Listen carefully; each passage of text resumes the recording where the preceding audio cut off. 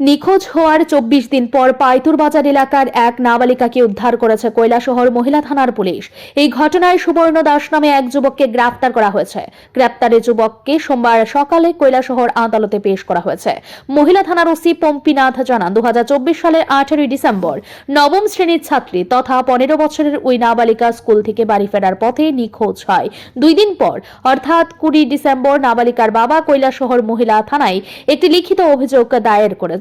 অভিযোগের ভিত্তিতে মামলা রেজিস্ট্রি করে তদন্ত শুরু করে পুলিশ।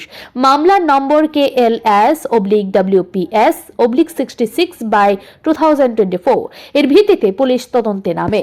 নাবালিকার মোবাইল ফোন ট্র্যাক করে জানা যায় যে তাকে পশ্চিম ত্রিপুরার সিধাই থানার তোলাবাগান এলাকায় রাখা হয়েছে।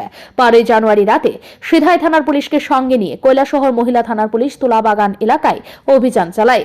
অভিযানে নাবালিকাকে উদ্ধার করা হয় এবং সুবর্ণ দাসকে গ্রেফতার করা হয়। পুলিশের তদন্তে উঠে আসছে কৈলাসহর ভাগ্যপুর এলাকার বাসিন্দা ২২ বছরের সুবর্ণ দাসের সঙ্গে নাবালিকার প্রেম ঘটিত সম্পর্ক ছিল।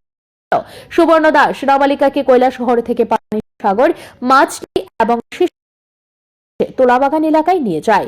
সেখানে তারা ভাড়াটে হিসেবে বসবাস করছিল। তো 2024 ডিসেম্বর মাসের 18 তারিখে কৈলাসহর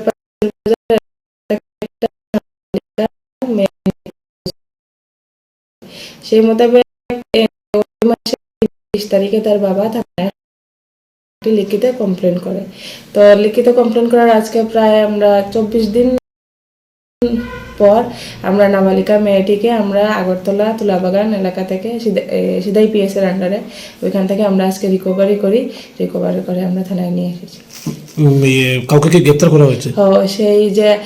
সেই মামলার যে প্রিন্সিপাল আসামি তাকে গ্রেফতার করা হয়েছে। তার নাম কি? তার নাম সুবর্ণ দাস, বাবার নাম জয়ন্ত দাস, বাড়ি ভাগ্যপুর। সুবর্ণ দাসের বয়স কত? 22। নাবালিকার পরিবার এবং কৈলাসহর পুরো এলাকার বাসিন্দারা পুলিশের ভূমিকায় প্রশংসা করেছেন। নাবালিকাকে উদ্ধার এবং অভিযুক্তকে গ্রেফতার করার ফলে এলাকায় শান্তি ফিরেছে।